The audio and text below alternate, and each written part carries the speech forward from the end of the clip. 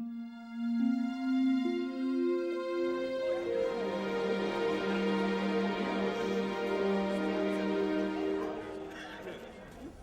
going to do a very dangerous thing right now.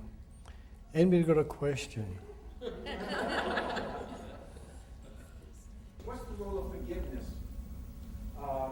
in this mind, consciousness, and thought? Well, it doesn't matter if it's mind, consciousness, or thought. Forgiveness is one of the most marvelous things in the world. Not for you forgiving somebody else, but for you. Because when you don't have forgiveness and you have some horrible thoughts in your head about somebody, you're the one that's suffering. Believe me, you are. If you won't forgive anybody, you're suffering. Because every time you think about them, you start going through all this torment. But once you learn to forgive, you'll find the greatest relief for you.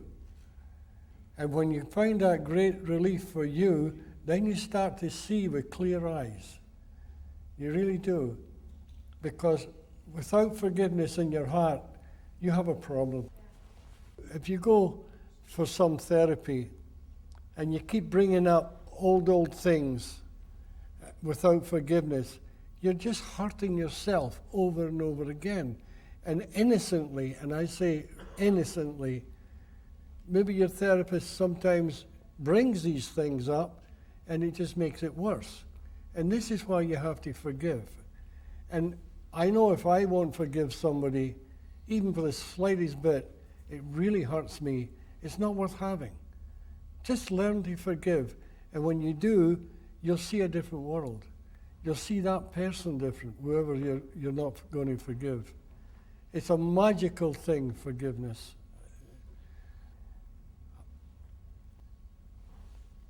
Now, I want you to be careful too.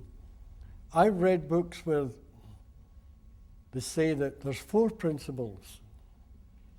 Well, there isn't. There's only 3. And those 3 lie before time, space, and matter. They lie before creation. They're gifts that we use to go through life. The second you're born, you're clued into these 3 principles.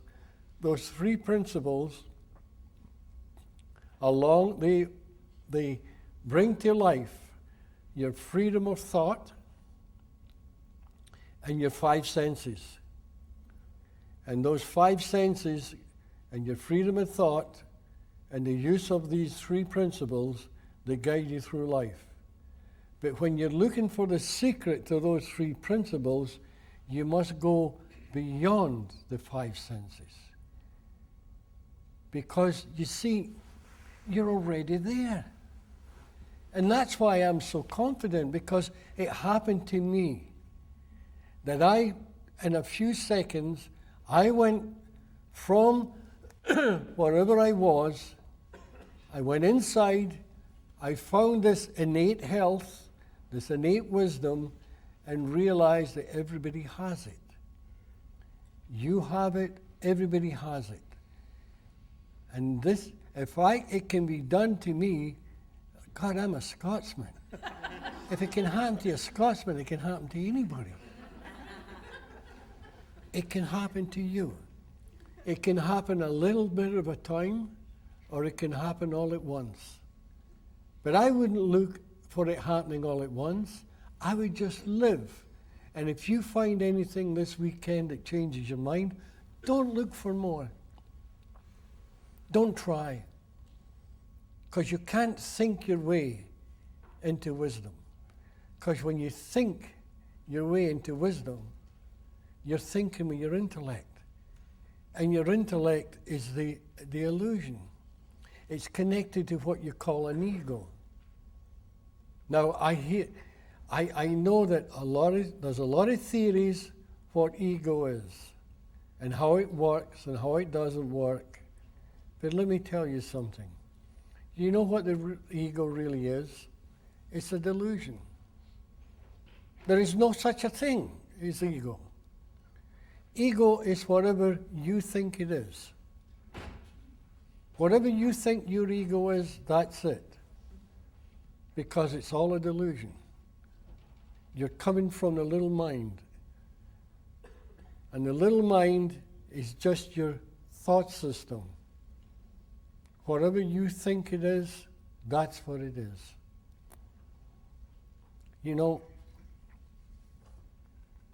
one of the biggest mistakes is to think that the mind and the brain are the same thing. If you think that way, you will never, never, never in a million years find a secret to mental health. The brain is a biological computer. And like any other computer in this world, whatever you put into it is all you can get out. Now the brain, as I'm saying, is a biological computer. Now you go down to Radio Shack and you buy a computer. You bring it and you put it in your office and you put it on your desk and you sit and look at it. And you turn the switch. It's as dead as a doornail. Nothing happens. It has no life. And you shake it and you turn the knob again and it's still no life. Then you realize, oh, it must have a source. It must have a source of power. Then you see this wire and it's got a plug on it. And oh, I'll plug it into the wall. You do that, then you touch the knob, then it becomes alive. Do you know what makes your brain alive? Is the power of universal mind. That universal mind, it lies before time, space, and matter. And it's automatic. You don't have to plug in anything. The day you're born, you're in it. You've got this brand new computer. It's empty. You come into this world and you immediately, you come out the womb, you start experiencing this physical world. Your five senses kick in. You start to feel and taste and smell, and then you're in the arena. You're in this universal arena until the day you die by using your five senses, the three principles, and the freedom of thought. Now, the freedom of thought and the freedom of deed is quite different. The freedom of thought, you can think what you want. You could be in jail and still think you're free. The freedom of thought is one of the greatest gifts given. And if you use it properly, and you use those principles properly, what happens is, you see, when you're born, you have, your mind is purity. You've got purity of thought, purity of consciousness, and purity of mind. You come into this world, your five senses kick in, then you're in a divine illusion. The second you come into this divine illusion, you start losing the power and the purity of those principles. Now, as you wander through life and you start getting negative experiences, you start to lose the purity of those principles. And sometimes you lose it so much, you start to become mentally sick. This is where you doctors come in. As soon as a person loses too much of this purity of mind, conscious, and thought, they become mentally imbalanced. So you doctors come in and you say, we'll help you. Then you try and get them back to purity of thought. But the secret is, if you don't know what thought really is, it's all guesswork. Learn what the principles are. Once you learn those principles, you, physician, heal thyself, you become mentally very, very secure. You know the way. Somebody comes in, and instead of seeing a sick person, you see past the sickness, because you know they've got the same wisdom as you have. And we all have this wisdom to different degrees, depending on the experience of our life. If you've picked up experiences of anger, desire, hate, jealousy, envy, this is what will come out of you. But if you see that all those feelings, they're all feelings. If you can see that those feelings are only created from thought, if you can honestly see that, then those feelings disappear, and in their place comes love, nice feelings, hope, joy, helpfulness. You want to help people. It all changes just because you change your thoughts. You know what thought is? It's a magic paintbrush. It's a divine paintbrush. And you take your thoughts and you paint the picture of this world you live in by your thoughts. Now, whatever you paint is what you will see. Because our thoughts create our reality. The world we live in is created by thought. All the mess that this world is in today is created from human thought. If you can teach the world that their thoughts are creating the reality, the world that we live in today will change. And never go back in the past, because the past is an illusion. It no longer exists. And this is where forgiveness comes in again, because you have to forgive those who harmed you in the past. I know when I was brought up, I was adopted. I didn't like where I lived. I didn't like my home. And I could sit here and tell you a whole bunch of horrible stories. And it'd be a therapist's dream to hear it. They'd be saying, what else happened? Well, I'll tell you this, and I'll tell you that. And they say, wow, you're really in trouble, man. But once I had this enlightening experience, I looked back with absolute clarity, and all I saw was two people who brought me up in total innocence. How I came into the world was brought on by total innocence. Everything was total innocence. And if I could go back now and see my parents, I would be so full of love for those people, immaterial what happened in the past, because you would see the innocence. And this is where therapy has to look. It has to change. It has to go the other way.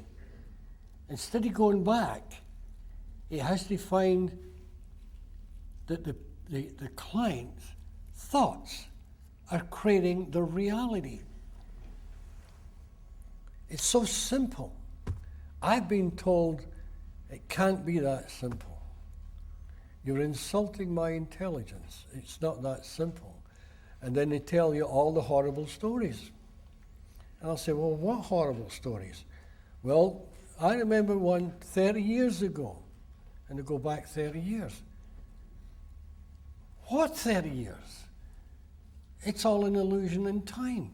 It's no longer real. There is only one real thing on this earth, and that's now. And as I said this morning, this is why all those wise people have always talked about the importance of the now. They didn't say that just for fun. But innocently, in the past, somebody has brought up the idea to go back in the past and blame somebody. We don't care who you blame. We blame somebody. They don't care if it's your mother, your father, your granddad, your cousin, the kid down the block. They've got to blame somebody. But that was then. Then is an illusion in time. This is the greatest secret that psychology could ever have, is to bring the clients to the now. And to bring them to the now, they've got to be taught that the past no longer exists. And they've taken their paintbrush and they're painting old pictures over and over and over again. These thoughts, they're painting over and over and over again until it's driving them nuts, driving them crazy. Because there's no forgiveness in that. Now you say to them, look, if you take your thoughts and bring it to the now, you could paint any picture you want. You could start a new life. So please, here's the paintbrush, here's the palette, and the palette is full of beautiful paint. Just paint whatever you want. Then they start painting the now. And the now, they can paint anything they want. They start life all over again. It's a new life. It's a second chance. It's so simple. It's so simple, it's the most difficult thing in the world to believe, because your thoughts will not believe it. It's your thoughts that are stopping you from seeing. Nothing else. It's a world of thought. We create our own reality. Whether you like that or not, maybe you'll get angry at me saying this, but you create your own reality. What you see and how you react to what you see is your reality. You know, during the Second World War, there was a lot of people in concentration camps. And it was terrible, horrible, horrible existence. And yet some people still kept their happiness and the love in their heart without hate. And other ones, they went under. Now, they're in the same camp, but one kept their sanity and one didn't, because they painted different pictures every day.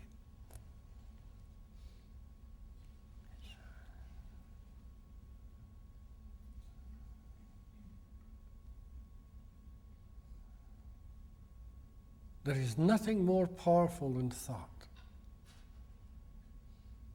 And as I said before, I've read a book that says they've now discovered the fourth one. And the fourth one is emotions. Tell me something. How can you possibly have an emotion without using the principles? The principles can never change because they lie before time, space, and matter. And this is why I'm saying they're spiritual. That's the only reason I'm saying they're spiritual, because they have no form. And if they have no form, how can they change? It's impossible.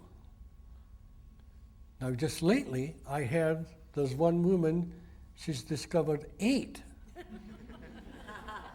Probably 10 years from now, there'll be 25, unless we smarten up. In the medical field, if you go way, way back, they'd bore a hole in your head to let evil spirits out. Not that long ago, really, in time, there was bloodlet. So? See what I mean? I rest my case. Well, when I first heard about this, there was roughly 300 theories.